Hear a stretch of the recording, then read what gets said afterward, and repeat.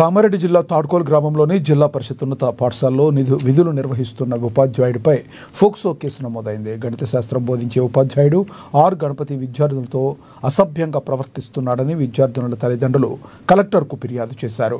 Collector ఆదేశాల మేరకు మండల విద్యాధికారి నాగేశ్వర్, చైల్డ్ వెల్ఫేర్ ప్రొటెక్షన్ అధికారి స్రవంతి పాఠశాలకు వెళ్లి విద్యార్థులతో విచారణ తీసుకున్నారు.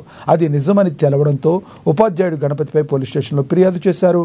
గతంలో కూడా ఒక ఉపాధ్యాయునిపై ఫోక్సో కేసు నమోదు కాగా అది మరొక ముందే మరొక ఉపాధ్యాయునిపై కేసు నమోదు కావడం పట్ల మండల ప్రజలు తీవ్ర అసహనం వ్యక్తం చేస్తున్నారు.